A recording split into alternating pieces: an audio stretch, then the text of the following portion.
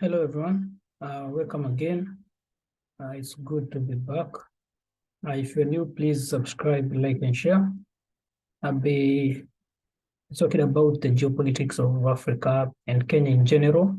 And today I'm looking at a very, very interesting issue that I've been seeing on the Kenyan political sphere. The extension of the withdrawal of term limits to cap the age of being president at 75. And this is very interesting because the UDA government campaigned on a platform that they were not focused in changing the constitution or changing the laws. They wanted to focus on the economy. And, I believe that the two sides, so either the Azimio or the UDA, looks like their intention was always to remove the term limits. That's what I'm now coming to, because the reason why the UDA was opposed to the BBI was not because of the term limit issue. It was because it was being proposed by Azimio, who are going to use the BBI to solidify power and sideline UDA. But it seems that UDA was agreeing with the proposal that were made by Azimio during the BBI. It's just that it wasn't them who were bringing up the BBI. It was their competitors. And that's why they were against. They were not against the idea of the BBI. They were against Azimio. Because once UDA has taken power, they are now talking like Azimio.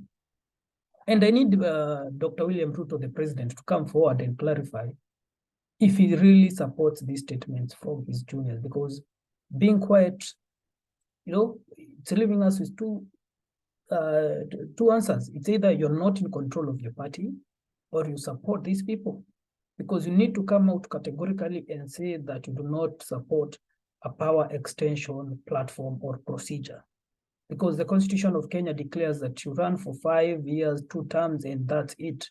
And this telling us that we should cap to 75 years because someone might be doing a good job. No, there are also other people who can do a better job. We shouldn't personify development to a person that it's only this person who can do a better job. And I think all Kenyans should not accept such statements from their leaders. It's barely 2-3 months inside. Right now, as we speak, there is one of the biggest drought in Kenya. Unemployment is very high, and people are talking about extending power. It's not even after 5 years. We haven't even seen anything you've done, and you're now telling us that you want us to give you to extend. And that's why I'm saying that these junior leaders that are under the deputy president need to be tamed. It's because now it's bringing a lot of confusion and anxiety amongst the public. As far as I know, for Kenya to continue being a healthy democratic nation, we should not allow any form of manipulation or mutilation of the constitution to extend power. You cannot be the best leader. There's no such thing as the best leader. Kibaki was one of the best leaders, and his time came and he left. So we cannot say that we'll put a cap to 75 and then someone becomes president at 45. He rules for government, because we understand the politics of Africa, how politicians play. We understand how selfish they are. He rules for 30 years. When he's almost 35, he rules with an iron fist. He controls all, in 30 years, he makes sure he controls all arms of government, from judiciary, parliament. By the time his time comes to end, and then he removes the 75 cap. Now he can rule forever. No, it cannot happen like that. And we must start civil education, educating our citizens. And that's why I'm also using this platform to educate our citizens so that they can understand the Constitution and their rights. We must put these people into account, especially, the MPs that have been saying this. I saw there's also another senator. Their own citizens should ask them, they should put them to account. What is this you're saying? We voted for you to bring life to us, not to start politicizing and telling us that you want the president to live forever. And I think also that the opposition is a bit quiet, although I saw them talking, but I don't expect much from the opposition, because they also favored term extensions and I believe if Azimio had won, they would be pushing for term extension.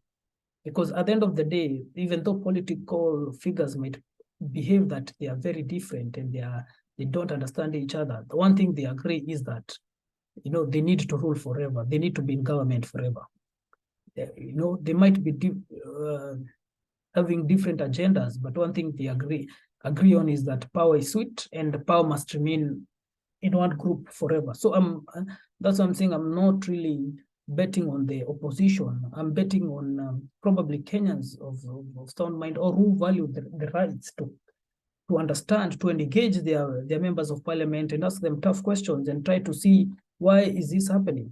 Because I cannot bet on the opposition, and also I cannot bet on the UDA MPs because they seem hell-bent on trying to looking for survival extension to stay in government forever.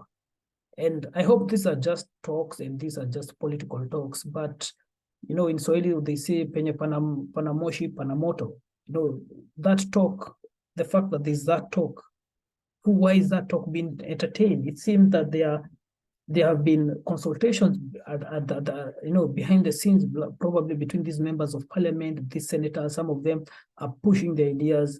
And if this is now the trajectory that the new government is trying to go, rather than tackle issues of economy, they're already thinking of power extension. The next 10 years might be very, very interesting.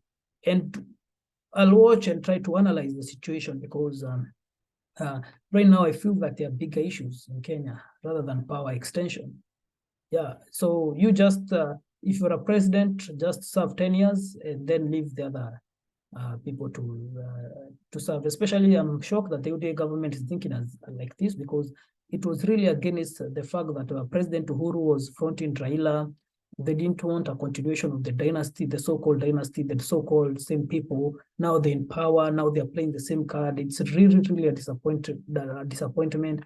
And I hope that the president can address these issues. The president portrays himself as a very sober, well-articulated, very smart person. I hope, and very understanding to the people. I hope that he understands that this is not an impending issue right now. I hope he understands that the economic issue is more impending, the drought issues is more impending, and he should tell that his foot soldiers, his juniors, to settle down, and they're giving him a bad reputation because people voted into this government believing that it would bring change, not bring personal change or personal interest.